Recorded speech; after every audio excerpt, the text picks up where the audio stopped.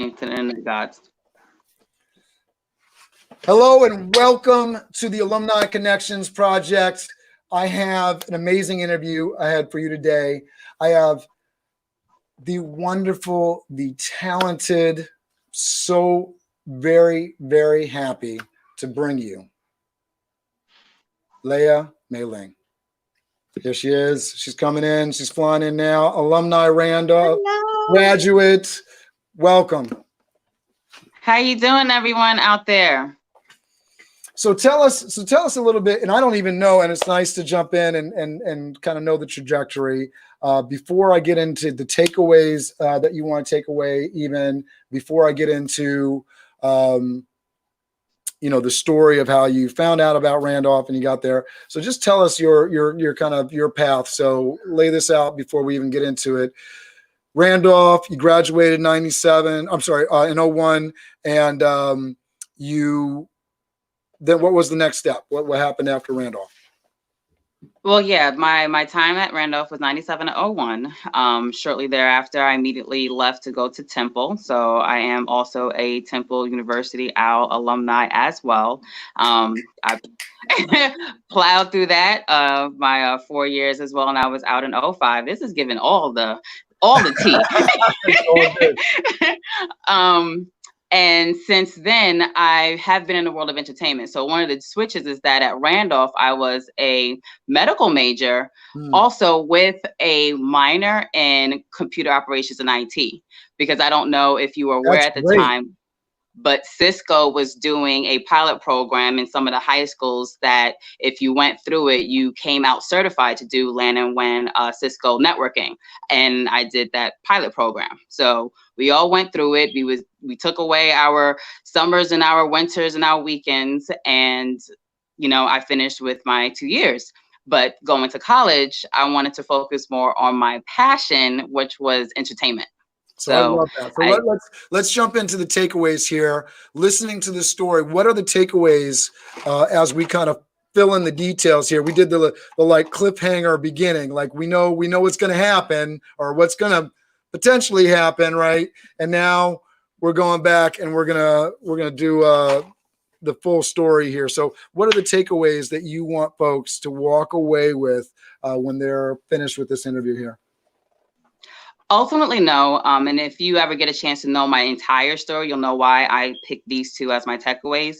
But it is cliche to say, but it is so very true that where there's a will, there is 100% definitely a way. Whether it's the universe opens up to you, God, Allah, whatever spiritual thing that you might be into, there definitely is a way when you're pure in your heart and your intentions are true. Then the second part is also baby steps in the right direction is still progress forward, especially right now in today's Instagram, Insta famous, Insta microwavable. We want success right now. We're always anxious and in a panic and always want things to happen on our time. Things may not always happen on our time. There's another universe going on out there. So as long as you are taking the steps each day moving forward, just know you'll eventually get there. I recently told a close friend of mine that at times in life, we have to be like a rolling stream where you're bending around rocks and through debris, but eventually you're going to get to your ocean of blessings. So those are the two main things I would like the world to know today. I love it. Where there's a will, there's a way, and baby steps, right? It doesn't all come in just a second. Take that small step and you'll get to where you need to go. I love it. All right, so let's talk about Randolph, right? How did you find out about Randolph? How did we get to Randolph? Well, in high school, your parents still have full control over you. So, they kind of pick and decide where you go. But at the time that I did attend Randolph, it was still considered a specialized school in what you had to test to get in. And I actually ended up on the waiting list at first. So I'm quite happy that I was able to get in. It was based on your grades, and from junior high, I was on an honor roll. I'd always been part of the National Honor Society. So Randolph was at that top tiering school that if you got in there, it meant a big deal. And then while in Randolph, which most schools don't make you do this, you actually had majors. There was a medical major, humanities major, like an academic liberal, and I forget what the fourth one was, but I did medical, which is, like I said, most high schools don't have you pick a declared major. That's typically for when you get to college. Yeah, that's one of the things that we like to highlight in this is that Randolph is a special place. If you had gone to like a little small specialized school or someplace, that was like the typical school in New York City, the same resources wouldn't exist there. But because you went to Randolph, which was a larger school and an institution in Harlem, there was a lot more offerings. Well, not just that, it was part of the CUNY college system as well. Mm-hmm. So one of my biggest benefits is that while going to Randolph, I got a chance to graduate my first semester of college done because my senior year was all college classes. I was able to actually take colleges across the street at the CUNY City College, which most schools do not offer that benefit. In addition to, advanced placement classes, which are inside the regular high school structure, I also had that college structure as well. So I came in Temple my first semester done. That is amazing. And that's not the typical story that I've heard so far from my Randolph folk that I've interviewed. So far, we've interviewed Akosua and Trevor Casaberry, Marissa Wilkes, who's a member of the board, Hassan Rose, who's a physical trainer right now, and Super Diesel, Destiny Moore, who is working as a social worker, works at Columbia University, and they all have different stories. So I love doing these because everybody has a very different and unique story, and I learned so much from it. And I think the folks are going to learn a lot from it. So you ended up at Randolph. Talk to us about getting up to junior, senior year. What were the highlights in Randolph? What did you take away? I know you did have involvement with the SBI program, so I'd love to hear about that. But I also want to hear about your decision-making process and how you chose Temple. I got to believe that from that piece of the story that maybe that first semester done was probably part of the piece, but I'd love to hear more about that. Most definitely. So in high school, in addition to me being on a clear academic path as well, I was also on a very creative path. So in addition to, being on the Honor Society, I was also senior class president for my year. So I was involved in politics as well. I was also on a debate team. In addition to those, I also did the modeling and the cheerleading. I was the captain of the cheerleading team too, and I was on the cheerleading team the whole 4 years. I was also part of the step team. So that's how SBI got involved, because I also was performing as well. I marched in parades, and I was on a dance team and toured. And then I also, New York had a publishing young poets thing that they did at the time, in which I did submit. So I am part of the New York collaborators of original poets. So I just lose back. It's fixed now. Go ahead. Okay. So I also had the opportunity to do that. So really Randolph set the stage for me to have a very well-rounded, oftentimes going into college, you need to have, almost like a child resume of the activities and the things that you've been a part of in the community. Randolph allowed me to have an extensive resume going into college with community outreach programs that I was a part of, in addition to all of the academic and the special things I was doing on the side.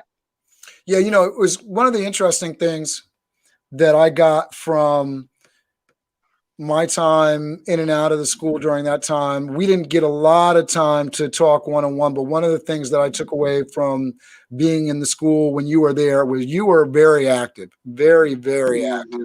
I know that you mentioned that you were senior class president, right? So how did that happen? Yes. Oh, that's an interesting story. And my year was, I believe, one of the first years that this happened. And so, everyone live, I'll give you all the tea pertaining to that. I actually became president by default. I was running for vice president because at Randolph, you had to have the criteria to be part of the student body anyway, in relation to your grades, in relation to your attendances. You needed to have recommendations from people. And just so happened that in my year, 2 people were running for vice president, myself and another young lady. 1 person ran for treasurer, 1 person ran for secretary. Everyone that was actually going for president was not qualified. They kept treating it as a popularity contest. So because of that, I actually had Ms. Butcher and people in the office that was gearing me, and it was like, well, hey, if you just step up to president, we'll back you because there is no need for an election. There's no qualified person running. So in other words, like real life national politics. Yes, pretty much. I don't know if you heard, but just to keep this like super relevant, like because of everything going on, they just canceled the New York Democratic primary. Done. What? Yeah, so there's going to be no primary, at least as far as I know. That I did not know. So Joe Biden, it just goes to Joe Biden. So, you know, those kind of stories and how politics works, and you don't think you can get into politics, listen, put your hat in the ring, right? Yeah, you learn a whole lot very quickly. But I also knew that being the president, you were the face of everything. And initially, I wanted to be vice president because I wanted to be in the room to help make the decisions, not necessarily the face of everything. But I was told I had the backing and the support, and I said, well, something else to learn experience. I was always up for challenges. I'm always willing to grow and add something new to my skill set. So I did it. It was interesting. Learned a lot. We had a very small community with the other members who were, because your council, just like in United States now in the voting, was voted based on your homeroom. So your homeroom elected 2 individuals to represent their homeroom, and then that is how the entire student body presidency and council was formed. There was 1 president, but then 1 to 2 officials from each senior homeroom, and then we made decisions together. I love how you remember all of these details. I would have totally forgotten it all. Listen, so talk to us about Temple. What were the other options on the table? Why did you choose Temple? So I actually went on a historically HBCU Black College tour by courtesy of a cousin of mine, which I greatly appreciated, to allow me to see things outside of New York. I actually wanted to get away from New York. I knew that I already had a place in CUNY, like that spot was golden. I also think that many people out there who are teenagers growing up can relate with this. I needed to get out my house. I love my parents very much. I love my mom. She's my best friend now. But, you know, sometimes teenage years, you can clash. You can have a difference of the minds. And I just desperately wanted to prove to her that you raised me right. I am on the straight and narrow. So let me show it to you. And sometimes our parents, they mean well, but they hold on to us so tight that they don't realize that they're suffocating us. So part of the reason I did leave was to indicate to her, it's like, no, Mom, I'm good. I'm less than 3 hours away, an hour and a half, 2 hour drive. So I'm close, you know, to still sleep and eat your food every weekend, but allow me to show you the child that you raised. Let me go. That's a big part of what we advocate in the program. We're typically pushing folks into, like, you know, New York State, you know, private, competitive, liberal arts schools, and Temple's a little bit off that track, but I know somebody gets in, they got the grades for it, which I'm sure you did. You were super outgoing. Getting outside of the city, you grew up in the city, you know that all your life. You know, college is the time to experience something different, and getting away from home so you don't have those distractions that you had at home, some of the problems that you had at home. And I know it goes both ways. You can have problems away, and definitely checking in on resources and making sure that you have the proper financial aid and all that jazz. So talk to us. What other schools did you apply to? Did you get into, and why was Temple the final choice? I also applied to Syracuse, upstate New York. I did get into that. I also applied to NCA&T, got into that, North Carolina. I also applied to Tennessee State, got into that. I got into every school I applied to. I'm trying to remember the entire list. What was your GPA average and your SAT score? Do you remember? In the 1600s. Yeah, and for everybody listening, that was when it was not, what was the I think the max score at that time was 2,400. Is that right? No, it was around 19. I was up there. Yeah, because now there's like 3 parts and it's another score. It's confusing, but 1,600 is a really, really good score. I think I got 1,100 when I did it, and our times aren't so separate. And then, well, it also depends on what you took, whether you took the ACT or the SAT. I took the SAT. That was the 1600 was the SAT score. SAT is a good score. Yeah. No, I did not get near 1600 on my SAT. And then what was your GPA in school? Do you remember? Oh, around 3.2, a 3.2 in high school. Then in college, I bumped it up to a 3.7. Oh, congratulations. That's amazing. So, But I was not valedictorian. Erica Smalls was valedictorian for our year. So if I was at a 3.2, she was at like pretty much a 4.2. shout out to Erica Smalls. That's great. And we'll tag her on this, make sure she hears it. I love that, and the, the connections. All right. So what was the decision-making factor that Temple was the spot? You obviously you could have gone to places that were far from home, and there were respectable universities, Syracuse being one. What was the deciding factor in Temple? Three main factors. The program. It was an interdepartmental program because I wanted to focus on more of my entertainment, my communications and theater. So instead of having to declare just one lane to concentrate on, just theater or just journalism or just broadcast, at Temple, they allows you to take all the classes that make up that degree, and then you pick and choose the levels that you want. So it was you made up your own courses. As long as you satisfied at least 100 level of something, a 200 level of something, a 300 level of something, you could take anything in all 5 colleges. That was a major turning point for me because it allowed me to have a very well-rounded education. Then, of course, the brass tacks. Money. Temple was willing to give me the most at the time upfront. I did still have to take out a student loan because I was out of state, but the amount of money out of my pocket for my first year was the least amount compared to the other schools. Again, I was looking at mostly schools that were all out of state, so that was a major factor as well. Let me tell you, my grades. Let me tell you something special about your story, because this is another part, and this is great, model behavior, right? What we would suggest, what SBI, soundbusiness.org, would suggest for any student is to make sure you're setting yourself up to have the most opportunity possible. And the position that you want to be in when you're in high school is to be accepted to multiple universities and to have some kind of competition factor for you, so that you can go to the table and negotiate with the schools and say, hey, well, Syracuse is offering me this amount of money. What can you do in order to, make sure that I go to Temple or that sort of thing? I don't know if you did that specifically, but I know that that's a big part of what we are usually telling kids they should do. Well, yeah, I looked into many different factors. I looked into, where my relatives lived and if I could claim in-state residency. Also, really my credits. So the reason I boast about coming in with my first semester done is because Temple took all my credits, whereas the other schools were not. And it's like, I didn't bust my butt in my senior year just for it to not count, because in college, credits means dollars. So immediately, if I have to stay longer, then that means I'm spending more money. Absolutely.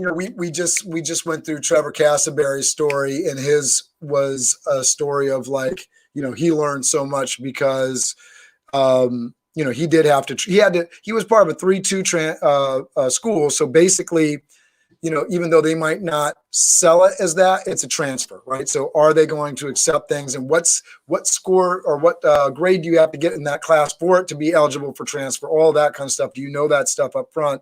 And then a lot of folks approach college, maybe they didn't do so well in high school. They got into a college, maybe they're going to go across the street to CUNY or something like that. And they are of the mind that they're going to do better in their first 2 years of college, and then they're going to transfer someplace, or they're going to do great in their first year of college and they're going to transfer. And I know for me, I'm like, if you're having that conversation with me, I'm like, that's a lot harder than you think it is, because credits don't always transfer over. So it's such an amazing thing. And I know you're a great student, and that's a big part of it, but you found out that those credits would transfer to Temple, and that's a big deal. That's amazing. Yeah, I want to also add to that, because it is true. That is the big worry about figuring out if your credits will transfer or not. And I want to advise anyone else out there that there is another trajectory that you can do as well. If there definitely is a school that you want to go to, but it's more so maybe finances that might deter you, find out what school that university is partnered with. Because if you go to a school at that university that you want to ultimately get your bachelor's in, is partnered with like a junior college or a local city college, then that means that that university will take all the credits from your secondary school. So that was something that I learned about a little bit after. That was the one thing I wish I'd have learned about a little sooner, because your 4-year degree, most people are just only looking at where'd your bachelor's come from. They don't as much look at the associates. It's like, where's your bachelor's? And as long as your bachelor's is at the school that you wanted it to be in, then you're fine.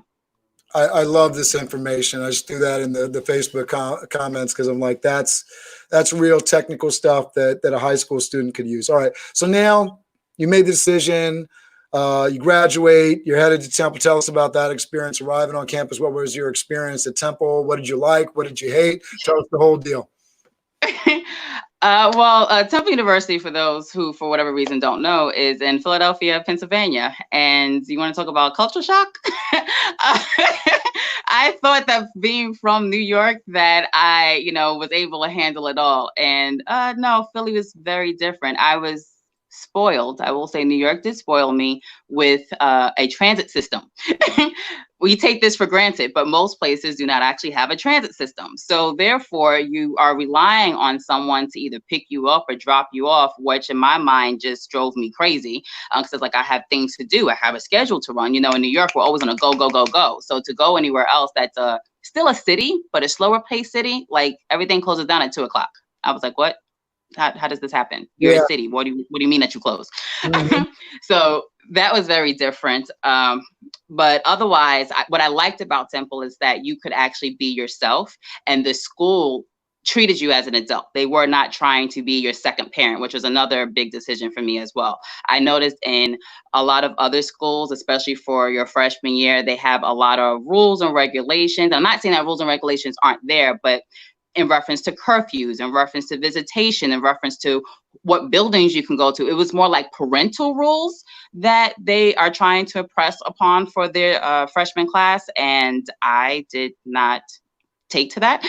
So I was like, no, if I'm out here, treat me as an adult. I am paying you my money to treat me like an adult, to allow me to make my decisions that I see fit. And so therefore, Temple, and any really going away to college, allows you to shape who you are as an adult, to actually get ready for the real world. Because if you have too much hand holding and too many safety nets, you don't learn those lessons early on. Right. And then life hits later. And then that's the wrong time to learn some of those lessons. Yeah, I completely agree with you. And I think it's one of the reasons that, yes, school can put you in debt. Yes, you don't necessarily need college to create a very happy life. I'm sort of a testament to that, in the fact that, I didn't graduate high school, ended up getting my GED, didn't graduate college. I did 2 years after picking my school based on the very lovely, attractive girl that was showing me the school that was wearing the red leather pants. That's my story. I had a child at 19. There was a lot to it, a lot to unpack there. But this is what you can get from college. And especially when you do have the opportunities and you do apply yourself, and you do check into your resources and make sure you're making the best decision with all the information that's available to you at the time. You get this experience where you're getting an education, you're finding yourself, and you're making contacts that are going to stay with you for the rest of your life. And so now, you've spoken to the culture shock. You talked about the benefits of becoming an adult. Tell us, in nitty-gritty detail, what did you love about the education and resources at Temple? And, if there's other things that weren't so lovely that people need to know about, I'd love to hear about that. But I'd love to hear about all the different resources that Temple offered you in your education, and how that shaped you to be the person you are today. Well, like I said, the biggest benefit was the interdepartmental degree. When I say that I loved it, I literally was able to come up with my own courses So that meant that the reason why that was so important, because I was always engaged. I was always interested. There was never a time where I had to just take the course just to get the credit in order to do my basics. So that did allow me to excel a bit more. Also, the friends that I made, we quickly clicked. As long as you are with your like-minded individuals, you create buddy systems very fast. I appreciated that as well, that everyone had an open heart. It wasn't a crab in a barrel type of mentality. We all wanted to see each other win. Now, Temple itself is such a huge name that they have resources just literally everywhere, literally out the country as well. So I was trying to take advantage of their study abroad. Unfortunately for me, it did not happen, but the fact that they offer it is major because a lot of schools don't. So all of those resources was like, well, this is super awesome. Me coming in with my first year done, and then me being able to take classes that I wanted. For example, I focused in on audio production. So audio production, because I was a published poet. I wanted to write lyrics and make music. I learned school at the time didn't teach you how to make the beats, but it taught you studio recording. So I'm in there for 4 hours a day as my lab, listening to Thriller and the Beatles, and coming up with sounds like drums and stuff. Like together as a class, we produced an album. But then to fill out the rest of my schedule, because to still be considered a full-time student, you need at least 12 credits. I would take swimming, scuba diving, weight training. I was able to take so many fun elective classes to fill out the rest of my schedule, which was still fun for me, while still doing the work in the field that I wanted. So like I said, I was engaged the entire time. So I didn't want to graduate, actually. I was mad when I had to graduate. That's awesome. Explain, because I know I don't necessarily understand it fully, and I'm imagining some high school students that are looking at colleges might not understand it fully, and some college students that are wherever they are right now might not understand it fully. What is an interdepartmental degree? Okay, so the basic curriculum when you're going to college and you have a major that you declare, so I know media more, so let's just say journalism, means that there are certain specific classes at the 100 level and at the 200 level and the 300 level that you have to take in order for your ending degree to be in journalism. So even though the major is what you picked, you wanted to be a journalist, you don't really have as much wiggle room on the required courses to get to that level. The interdepartmental degree alleviated that. It combines all the colleges that make up the overall School of Communications and Theater. I had to satisfy levels. Yes, I still had to do 100, 200, 300, but I can go any direction that I wanted. I could do journalism, I could do mass media, I could do broadcast communications, I could do audio recording. My degree was still going to be a bachelor's of communication and theater. So I was still going to get the degree. So the interdepartmental degree basically allowed you more freedom within the communications field while you were at that college. So you had a lot of leeway to pick whatever classes beyond your required courses. Yes, like the basic required courses would be like, satisfying a math level, satisfying an English level. But like I said, in my unique situation, I came in with those credits. The basic freshman year requirements I already completed. So I was able to fill the rest of my schedule, as I said, with elective things that I wanted as opposed to what I had to do. I love that. And I mean, folks that can do that kind of thing, man, that's amazing because it enhanced your college experience. All right. So while you were at Temple, were you involved in any kind of extracurricular community, campus, organizations, things? I was a Temple tutor. At the time, I still had to work. I was one of those that did the work study program. I was a campus safety advisor. I was a Temple tutor, so I got a chance to know, yes, the football players and the basketball players. I never crossed and got into the sorority fraternity life, but I was honorary with everybody. So everyone knew me. I knew them. It was always a mutual respect. Also, something to note, something that most people don't do, is that I overloaded my schedule. Because I loved my classes so much, my freshman, sophomore, and junior year, I was taking 18, 19 credits at a time. So I was actually on track to graduate early, which is why. Leigha, that's because you're an overachiever. We know. No, like not on purpose. Like you don't know my mama. So that's part one. You don't know my mama. And then also, like I said, in school, credits equal dollars. So I'm constantly thinking financially, because even though Temple still gave me the most money, I still had loans. It wasn't a complete free ride. And I was very aware that the loans I still had to pay back. And being an out-of-state student at the time, and this was, like I said, years ago, it was $22,000 a year to go to Temple. Whereas right now, I'm sure it's closer to 30,000. So I actually only lived on campus my first year because I could not keep taking out the loans. And then my mother's loan assistance, because I had a brother who was right behind me, she's like, well, I need to now divert my resources to him. So I can't give you the same amount of loan credit as I did your first year. So my second and third and fourth year, I lived on my own off campus. And let me ask you a question about that, because I know that's something that I'll speak to a lot. You know, hey, there's a big value living on campus, you're meeting people. But I also imagine if you live off campus, you're still close enough that you can participate in all the activities. So there is a little bit of a difference there. Like if I'm telling you to go away to a campus and you live off campus. So two things that I take a note: your learning responsibility, paying the rent, all that stuff, managing that piece of it. And you're still close enough to take part in university campus life. And then you're not in your mama's house. Correct. Is important. You know, nobody's there to do your laundry. You're doing your own stuff. You're managing your own time, because you're going to have to do that in the real world. Correct. So that's why I said it really did allow me to shape what my adult life would be. And also to bring back why I said where there's a will, there's a way. Here's the story. Moving off campus my freshman year, I actually put a security deposit on a place during summer break, because when you live in the dorms, you have to move out during the summer break. You cannot stay there. Upon returning back, the woman's house who I put a deposit on to live in gave it away to somebody else. So I literally started my sophomore year homeless, bringing my bag back and forth. I was couch hopping. I was surfing. I worked 3 jobs at the time. So one of my jobs was overnight.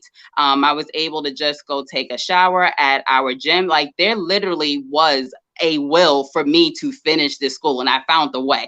So that's one of the reasons why I said I wanted that as a takeaway, because I wasn't going to let that deter me. You know, that speaks to your perseverance. And again, you know, this is the value, you know, this is why a college degree is valued sometimes. And people look at it, and, you know, depending on the school you're going to, and people, you know, hold it in different esteemed and status and all that. But, you know, when you create that camaraderie and people know and share that journey with you, it creates these kind of connections that just can't be replicated, at least not easily.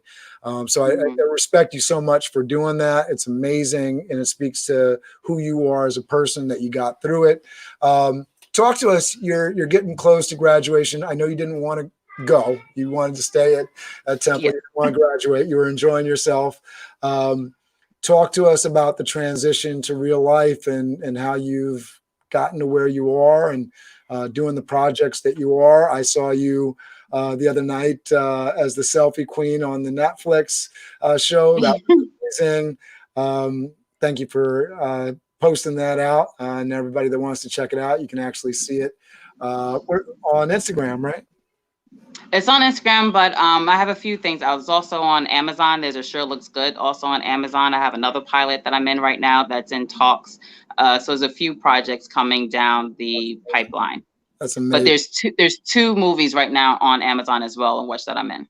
All right, so I'll try to find that. Go ahead and talk to us about life. I'm going to let you have the whole screen, and I'll hunt and peck for some highlights I can throw on the screen, and you can talk to them once I throw them up there. But tell us what the journey was like after you left Temple, and now you're in now the real world is coming. I imagine senior year, that's sort of on the mind. So how did you prepare for it, and how did you transition? Oh, the biggest thing that I actually remember about senior year, other than not wanting to graduate, is missing my graduation party because my mother let me oversleep. I was so upset. But also, so with being on your own, there are times when relationships come into play as well. And I speak on this because there are plenty of people who do go off to college or become in the master's program as well, where they have families in which that they're supporting. That played a part in me as well, because I had started a relationship that ended up lasting about 8, almost 9 years. So we were technically considered common law married. And we met at Temple. We constantly was challenging each other to do better. So that was one of the reasons why I was involved in so much, because neither one of us had a lazy bone in our body. He worked a lot, I worked a lot, but transitioning right after college, you now need the regular job, the full-time job. And one of my first jobs that I got after college was at Chrysler Financial.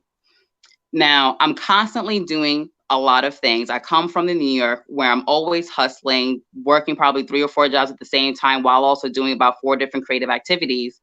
And now I'm sitting at a desk, at a cubicle, only one job. I thought I was going to go crazy. I realized that I am a person who needs action, who needs to be around people. I'm very much a people person, and I learned that, in my transitions from college into real life, where the connections that you make interacting with folks, whether it be customer service or not, that I feed off of. I also feed on being able to help people and bring healing. And doing that, sitting at a desk cubicle, was not it for me. So I learned that very quickly. Right after Chrysler, I ended up becoming an assistant store manager at Walgreens, which fed into my life a whole lot more. Also, I was still modeling and acting, as you see there with those pictures. So allowing me to kind of come up with a flexible schedule as a store manager, because it was a 24-hour store. So I was able to maneuver my schedule based around different auditions, allowed me to do what I know how to do best, which is live in both worlds. Take care of the black and white academic or the business side of things and make sure, all the bills are paid, but then also gives me the creative outlet as well. And as you see from those pictures. That's great. So I guess, I think people are going to be sort of interested in, how you're utilizing your degree, first of all, and how you are, keeping up the good fight. Because I know it's not easy being in the entertainment business. It has its ups and downs. Like, what do you do to keep motivated between projects? Obviously, entertainment stuff, you're doing stuff. I know we were talking about before, like, okay, there's an audition or there's a pilot and it'll get pitched and somebody will buy it and you'll be a part of it, or you won't be a part of it, right? There's that. Or not. Mm-hmm. Or it just goes away, it just fades into the distance, never to be seen again. So talk to us about that. How did college prepare you for this? How did, your mama prepare you for this? How do you deal with it? What do you do? Well, this is where the other side of it, and one of the biggest advice that my mother always gave me, which I love her to this day for, like I said, her and I are still best of friends, even though I needed to leave for college. We're best of friends. That if it's meant for you, it's yours. In addition to, Niecy Nash gave me some of this advice, what the takeaway that I'm utilizing, that baby steps in the right direction is still progress forward. Because I come from a world of constantly doing, I was used to seeing results. Not so much that they had to happen immediately, because I didn't have a problem working for my results, but I needed to see them. College had a defined date. High school had a defined date. Even me working at Walgreens jobs, I knew a defined date of when I was leaving. But in the world of entertainment, there is no defined date. There is no particularly light at the end of the tunnel. It's, you hear the word, it's a marathon, not a sprint, because it's so very true. Right. You have to just keep at it. And there are times where you can become a bit down on yourself, where you're in between a lull, because the entertainment world is the only one that you constantly have to resubmit a resume or present yourself for the job after the end of each project. So as with most people, they'll interview for an assignment or they'll interview for a job. And once they get that job, they're set for the next 10, 15, 30 years of their life. And they have to worry about that process again, because it's nerve-wracking. In entertainment, we go through that every single project. It's such it builds resilience, and it definitely builds character. And this is the thing, because the skills that you have right now, and we were talking a little bit about TikTok before and, Instagram, I'll throw up some of the stuff from your Instagram in a moment here too, because I think people will like to see that and they can connect with you on Instagram. But this idea that now, I don't care what job you're in, you're a media professional because you have to manage your online presence and, what are you doing to enhance your following for whatever career you're going into. I think it's a luxury right now if you're in an industry where you can make a good living and you don't have to have some sort of media presence, whether it be as simple as a LinkedIn profile or something a lot more serious in terms of like content that you're putting out. Because I guarantee you, if you're going up against somebody that has 1 million followers on their Instagram, the producers and the folks are going to be like, well, listen, maybe this person is the better actor, but this is the person that has the guaranteed following, right? So what are we going to do? And I think people are faced with that, every day now. It's like, that's part of the resume and part of the competition process. What would you say? They check our Instagrams too, the same way they might do in the corporate world, and they'll check on your social media sites. They do that to us as well. So what would you say to folks that, they're trying to, especially now people got time on their hands, what would you say to people that, are trying to put together their media image online? Figure out what you want to communicate and who you want to be online. Some folks choose to be, just a product. And technically, while we are in entertainment, we are a product. But I have found that I've reached most of my fans to just being very transparent, which is why on my site, it's not being ran by Autobots or someone in India or China or, me hiring a whole PR team. You reach out to me, you're speaking to me, so it's allowed me to actually give advice to people directly who are looking to do the same thing, as opposed to hoping and praying that, you'll get a response. I believe in transparency and honesty and open communication. Like I said, I really do think I'm in a world of entertainment and media so that I can be a helpmate to others. In addition to what I'm speaking about here, I have a whole lot more to my life stories and traumas and tragedies that I've had to overcome, deaths, unfortunately. I've had my own version of Me Too as well. The fact that I still keep getting up each day means that somebody else will see that strength and do the same thing themselves. So I use media so that I can connect with people, and then slowly we'll start sharing these stories. That's awesome. And I'm glad you put that invitation and permission out for folks to reach out and contact you for help. I'm hopeful that not only will this be a resource for other folks to get in touch with you, but, hopefully somebody that, is doing something big. Like I'm watching, and I'll definitely put people together, but I know there's fashion photographers. I'm hoping to get Melosis today or tomorrow. She's doing fashion just crazy. Like her stuff is loaded with fashion. So to connect people that are Randolph graduates that are in similar industries, that you guys can really connect and make some things happen, I think would be really amazing. And if I get to say at any point, yeah, I introduce somebody, I will be over the moon, just that I was able to help somebody in any way at all. Let me just show this Instagram here. I'll give another shout out. I do know that TU alumni is very strong. So thank you, owls out there, as well as our A. Philip Randolph family as well is also very strong. But because most people in college tend to disperse into places a bit more. And I do have a fellow friend who is also from New York City, but we met in college, and she played basketball, but now she's an actress. Her name is Tani Belafonte, and we're also super close, feeding in energy and support systems or jobs back and forth to each other. She's bi-coastal, I'm bi-coastal. We all have our different lanes, but we can still be in the same community. So let me speak on this just a little bit, because I don't want anybody to underestimate the power of alumni from Randolph. Because listen, we have Mwanza Lawamba on the board, who is working with the liquor company. I always murder the name, but they do the champagne stuff. Ricard, murder it, but he's on the board. I got to get my branding right for the next round on this, but you'll get the point. Marissa Wilkes, who I just interviewed the other day, I'll get that up soon because I didn't do it live like this, who is an event planner, event manager for Open Society, the nonprofit run by George Soros. Michelle Walsh, who's connected with her at the same company. Wilfredo De Jesus, who's a recent graduate, not a more recent graduate from Randolph, and currently works for Gannett, which is a USA Today company. Like, these are all folks that are just on the board of SBI, and we have folks. I mean, I know. I'm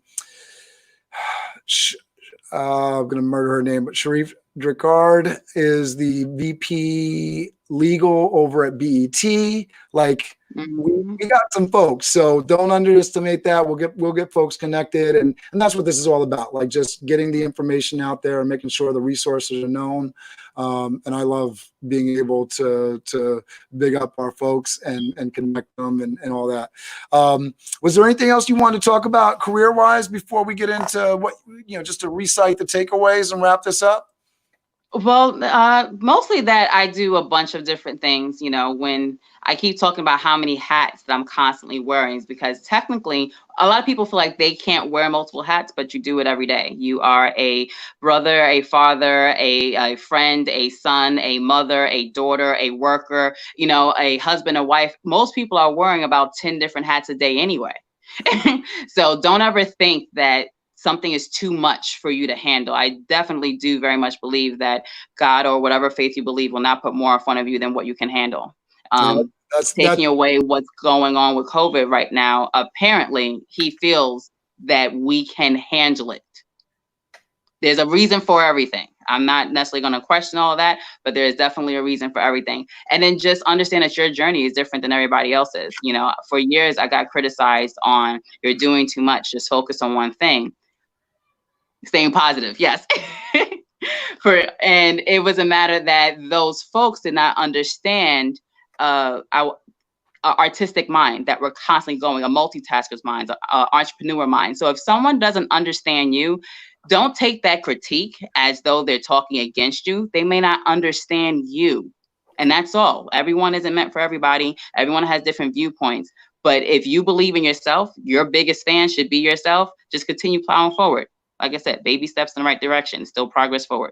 So before you close this out, right, with the takeaways again that we want everybody to take away from this, I want everybody connected. And I actually wasn't connected to you on LinkedIn. I know I'm connected to you in some places because I see you, but I wasn't connected to you on LinkedIn. So I encourage everybody, connect with Leigha on LinkedIn. That's a great place.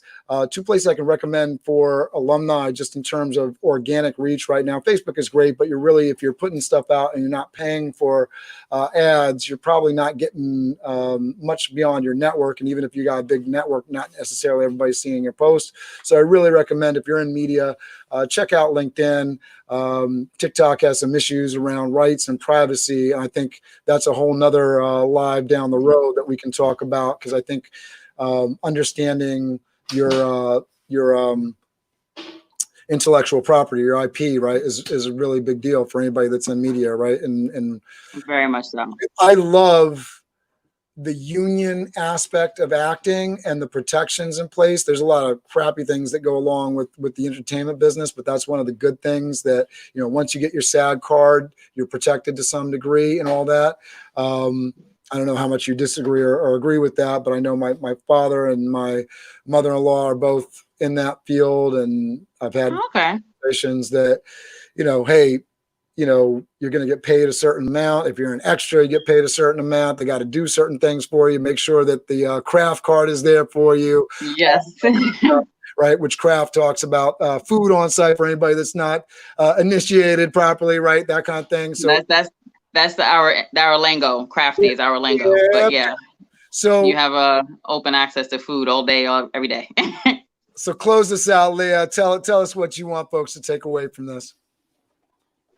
Well, ultimately, understand, I had said it a second ago, but where there's a will, there's a way. Don't let anyone talk against your dreams, because your dreams are just that. yours.